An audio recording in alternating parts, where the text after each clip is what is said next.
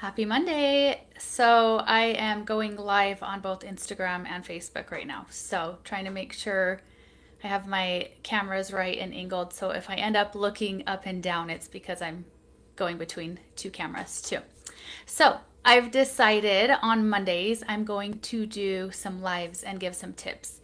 And I'm going to call them Mindfully Connected Monday. So if you don't know me, my name's Alicia, and I am the owner of Mindfully Connected with Alicia Ashley. And I just love to share tips on balancing your life, reducing overwhelm, finding calm and peace. And I really just love to help women, especially, but also these tools can help with men. And just find these tools, whether it's gratitude, self care, boundaries, emotional regulation, all the things too. So, I have created a cool little worksheet that I wanted to talk about today that is all about our New Year's intentions and the difference between intentions and resolutions and all the things that we do at the new year to get ourselves started. But this way, it's a way to set up something to actually help it stick. So, how to set intentions in the new year that can actually stick. And instead of, 7 days in, we're done, we gave up, we failed, all the kinds of things too. So, if you are interested after the live, I will actually link the worksheet that I created that you can follow along and answer the questions in there. But it's just a really cool way to set yourself up for success. And you don't have to do this just at the new year either. You can do this any time of the year. You can actually come back and reflect. And the nice thing about it too is at the beginning of the year, we're gung ho, and then, life happens, February hits, and we're back to, the regular days.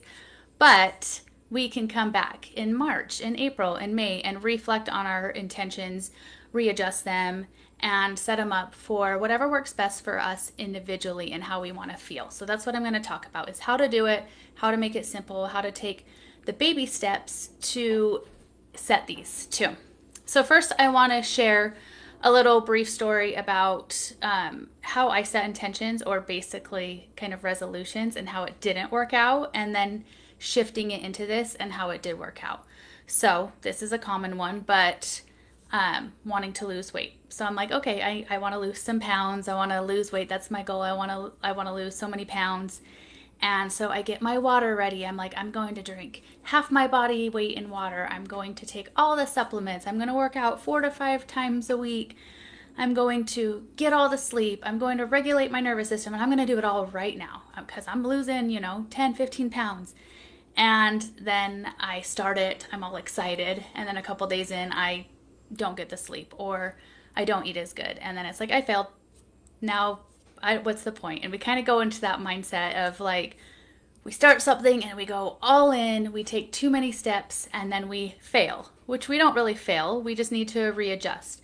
So when you set a resolution, you're actually talking about how you want to feel. So when I switched it to, I want to feel good in my body, I want to lose some weight ultimately at the end of the day, but really it's because I want to feel more energy. I want to feel not hitting that midday slump and all of that kind of stuff too.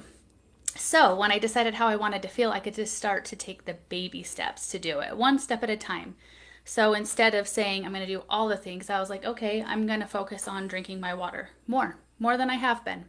The ideal goal is to drink half of my weight in water, but I'm going to just do that more. And then I'm going to set myself up to get some sleep. So that way I can do this properly and everything too. So that way I can feel good. I'm going to get some sleep. I'm going to set a routine to get some sleep, and I'm going to start that because ultimately I want to feel that way too. So I want to talk a little bit about the difference between that, resolutions and intentions too. So resolutions are the outcome you want. Like, I want to hit the 10-pound mark. I want to lose 10 pounds. So maybe you're stepping on the scale daily and you fluctuate. Maybe you lose the pound, but then you gain the pound, and then you're distracted, you're let down, and all of that too. But you're not considering the fact that, our weight's going to fluctuate. Did you hold on to more water? Have you been working out and that changes your muscle? For women, where are we at in our cycles? Because that can fluctuate too. Instead of looking at the outcome of what's on the scale, look at how you want to feel. So switching that to an intention, centering it on how you want to feel, how you want to show up in your life. Do you want to feel more energized? Do you want to prioritize your self-care? So how are you going to do these things?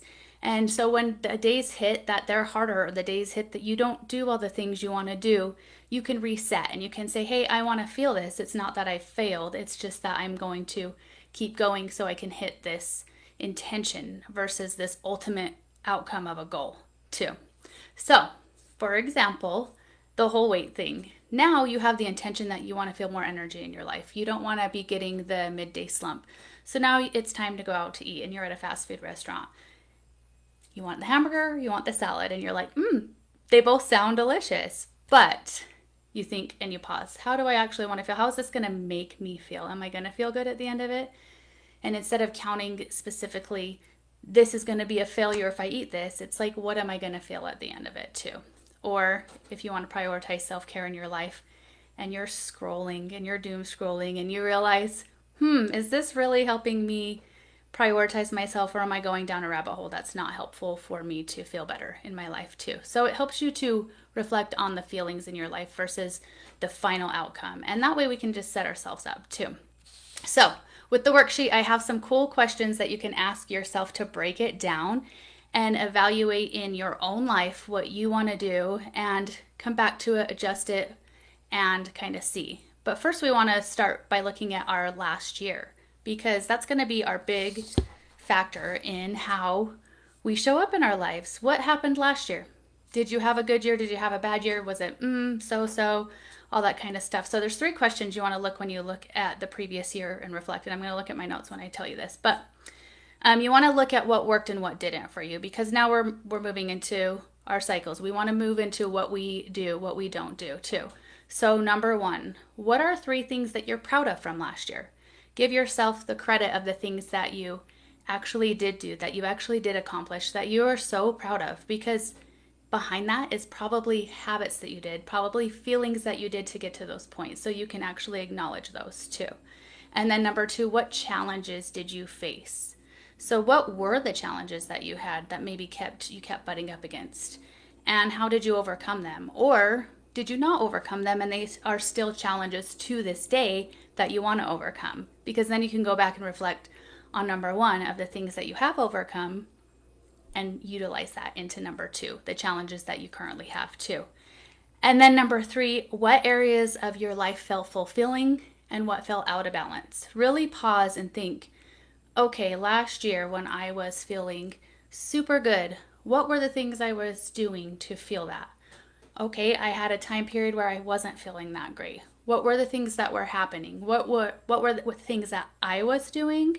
Maybe bad habits, maybe not getting enough sleep, maybe surrounding yourself with people or environments or things like that. So your environments, your internal environments, your external environments, all of that too. So this is where we're going to actually go into setting the intention for the year. So you look back at your last year, you see what was good, what was bad, all the things. So now you can actually move forward into this year and make that work too. So now when we set intentions, it's not specifically the outcome of what you want, not the I need to get to this point and that is the end all. It's how I want to feel to get to this point, because ultimately underneath the things that we want to get to those things because there's a feeling that it's going to make us feel when we get to those things. So if you want to schedule more self-care in your life and prioritize yourself, that's because you're going to probably feel good, show up for your family better, show up for yourself better. Or let's say you want to lose weight. Why do you want to lose weight? Is it the pounds, or are you going to feel better in yourself? Are you going to be more confident? So there's a feeling behind it. So think of different areas in your life, whether it's like relationships, your career, your emotional health, your own personal self-care. Do you want to expand in your career? Do you want to get closer with your kids? Do you want to get closer with your spouse? Do you need to prioritize yourself? And pick 2 to 3 things, and that's it. Don't go more than that. You can even just pick 1 if you want to start really small and take a baby step. But don't go more than that, because when we add all of the things that we want to change, that's when we try to do it all and then we basically crash into it and we go into that freeze state of like, I didn't do any of it. So pick a couple that you can start taking the baby steps. And then as those become habits or those become things, then you can add more. And that's where you come back and reevaluate too.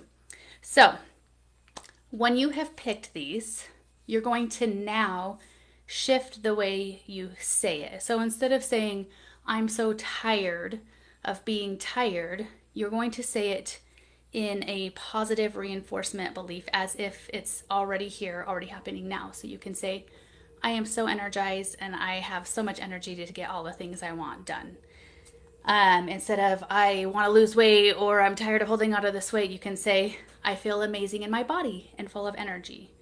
Or let's say you need to make more time for yourself. You're giving to everybody all of the time and now you're feeling drained and you know you need to prioritize yourself. You can say, I honor myself and I fill my own cup regularly. So say it as if it already exists, as if this has happened, this is how you live your life, and write it down. So that's going to be in the worksheet where you can write it down and put it there. And so that way when you come to it, you're retraining your mind and your brain as if it already exists, which will actually start to help you create the habits to move into it because it's already there. It's the way we rewire our brains, and it's super interesting how that works. It's our brains can be retrained, and so when we have bad habits, when we visualize or talk about things as if they already exist, it's like we want to prove to ourselves and find evidence that that exists. So if you're talking about it as if it exists, your mind's going to naturally look for the evidence too. So the next step is to make your intentions actionable, because we can sit there and close our eyes and think about all the things we want all day, but really if we don't take the action, it's not going to make the change. You can't just sit down and be like, I visualized this amazing thing and then it happened. We got to still do the actions that are going to inspire us and do the things that are going to inspire the change to have that feeling behind it too. So you want to take small actionable steps too. So some examples, and this will be on your worksheet. I want to prioritize my well-being. So let's say that's where it is. You're trying to get more self-care. You need to fill your own cup. So you could commit to spending 10 minutes daily on self-care. Or maybe on Saturday or Sunday, you do an hour of a self-care Saturday or a self-care Sunday. So just a little step that you can do for yourself, whether it's something you can do daily that's little enough that you can maintain it and keep it. And it's not like I'm going to spend an hour every day on self-care and then realistically you don't have that kind of time. So something like that. And then another one, for example, let's say you are wanting to shed some of those pounds and you want to feel better and you want to feel more energized in your body. And you know you need sleep. Sleep is so important for that, and sometimes it's so undervalued. So you say, I'm going to prioritize my sleep. And my step is going to be this week to create a routine in the evening where I go to bed around, let's say your bedtime's 9:30 or 10. I'm going to start creating a routine so I am ready to be in bed at that time. And then for the rest of the month, you can commit to trying to be in bed at that time too. And when those days happen that the nights get late, it will happen. But you can also remind yourself, why am I doing this? Because I want to feel more energized. I want to feel good in my body. And I know when I don't get sleep and I don't do all the things that I don't feel that way. So now you can dive into that feeling and then go back into the whole word setting that you said. I feel energized. I feel good in my body, and affirm that to you. So now that you're looking for that evidence, you're moving forward too. So baby steps like that are what's going to make the big changes over time. It's not I did one thing and I jumped all the way this way. It's those baby steps are the things that make the biggest difference in our lives, that make the profound effects in our lives. And you can look back and be like, I got from wherever it was here to here, and it wasn't a big leap. It was the little steps each time, the habits you created. And before you know it, you have these habits that they're just a part of your life. It's not even like a habit anymore. It's just what you do. It's who you are. So that's why you start that way too. So there's a couple other things you want to do when you're creating these to make yourself accountable. One, tracking your progress. That's always a good way to do things. So you can journal, you can commit to writing about it each day, write how you want to feel. You can use a habit tracker, which I'm going to include on the worksheet. That's really fun. So you can mark off each day the little tiny actionable step that you committed to. Mark it off. Did you complete it? And again, give yourself grace if you didn't complete it, but you can see your patterns. You can evaluate that too. And then you could even go journal on that of why maybe things happened too.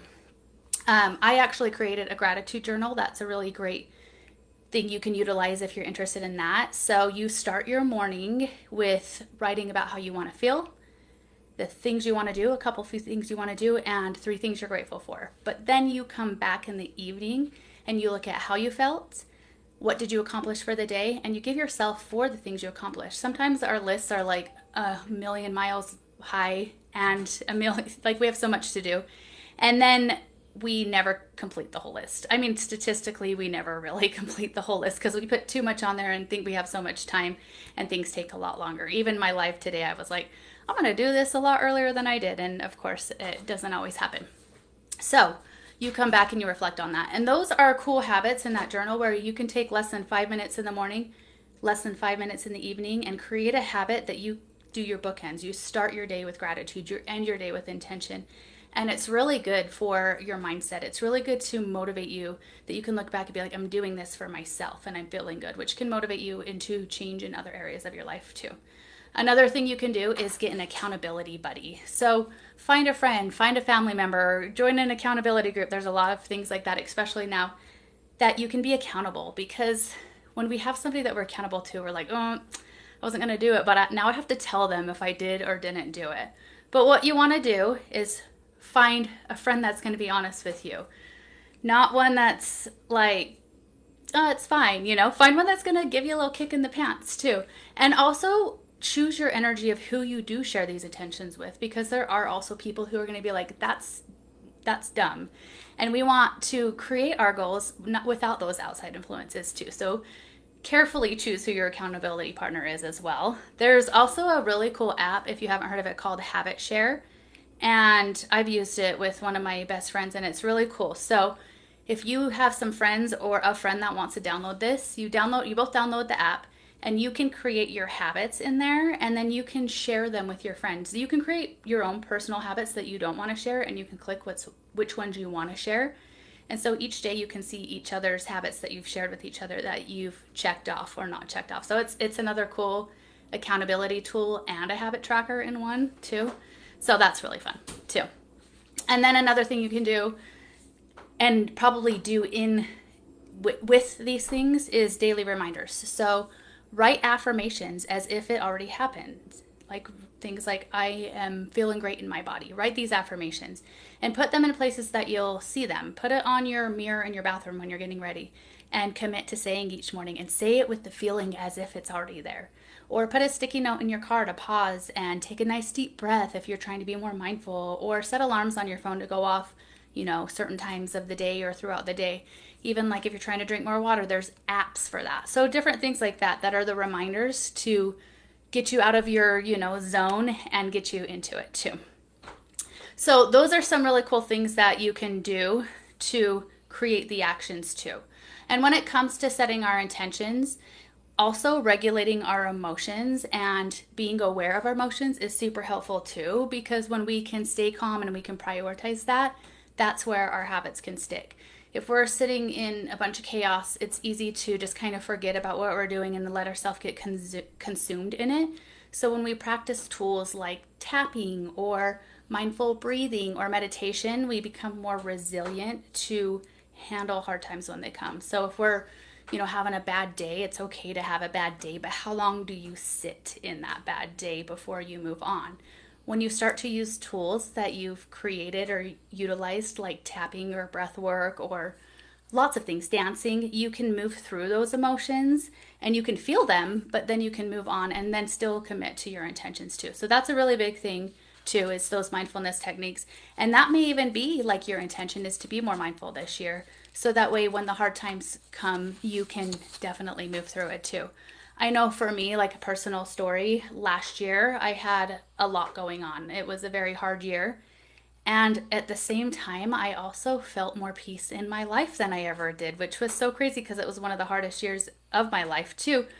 But it was because I had a practice. I had a gratitude practice that I committed to every morning that was super helpful. So when things did happen, I just felt this like inner peace that was so good to me, even in the chaos. So the calm and the chaos, as I say. So start those things. They'll be really helpful when the hard times hit, because they will. And then you'll have your great times. And sometimes we get a little lax when times are great. So it's good to remember to do these things so that we maintain that. So when times are good or when times are hard, you have that maintenance too. And the most important thing of all of this, of me sharing all of this with you, that I personally think is to give yourself some compassion. Give yourself some self love, some self compassion, some flexibility. We all, a lot of us have things we want to change or goals or things we want to feel in our lives, and we don't usually do it perfectly.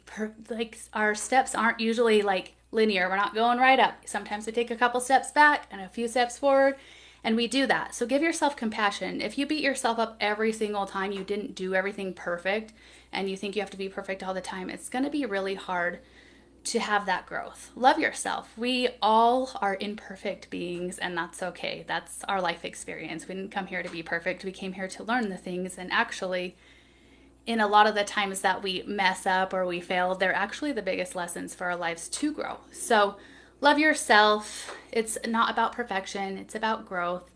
Encourage yourself too to set these intentions, to revisit these intentions. Our lives do switch. Sometimes an intention you had just isn't what you're feeling anymore, and that's okay. You don't have to hold on to something because you said you were. It's okay to release things sometimes and reevaluate it too.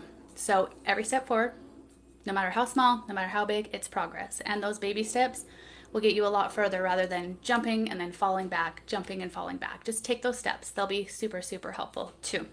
And then the last thing, it's on the worksheet too, is what's one word that you want to feel in 2025. So when you set these intentions, you can go back to your word and say, this is how I want to feel. I want to feel this word in my life. So this is going to be different for everybody. I have several friends who have told me their things. I have mine. I'll actually share mine with you. I have 2 words, and I got this idea from a friend. So I was setting my goals the other day, and my word just came to me, which was expansion, because this year I really want to focus on expansion. And a lot of it was focused on my business, but also in my life and my own personal habits. So expansion, growth, that feels really good to me. So find a word that feels really good to you and pick that. Whether you want to, you can Google like words that are related to whatever intentions you are, or go onto AI and say, hey, what are some words? These are my goals. What are some words that would fit me? And then one of my friends, she said she had a business word and a personal word, and I was like, that is so good. So my personal word is playful, which actually they both go hand in hand. So how do you want to feel this year? I know for me, I want to feel playful. I want to expand. I want to do all those fun things too. Maybe for you, it's something different. I know for me last year with the things I was going through, my word was surrender. And that word stuck out that year. And it was the year of surrender. And it's good. I grew a lot. I learned a lot from that too. So pick a word. That way you can come back to it too. So I'm going to share this, the link to get the worksheet. And if you want to go through, there's the different steps to walk it through. And hopefully you could set some intentions for the year that work for you, and understand that you can grow and it doesn't have to be perfect, and you can feel the things you want to feel in your life too and move forward. And remember that your intentions are a gift to yourself, what you need to do for yourself, not what you think others need you to do, not what you feel like you need to be to others. These are a gift to yourself, to you, to who you're becoming, to how you want to feel. And you have everything you need to make this year amazing. And you've got it too. So have a great rest of your day. And like I said, I will be getting on lives on Mondays for Mindfully Connected with Alicia Ashley Mondays, Mindfully Connected Mondays, with different tips throughout the year, whether it's things like this, setting intentions, boundaries, taking back your own power, self-care, lots of different topics that I have in store for this year too. Have a great rest of your day. Bye.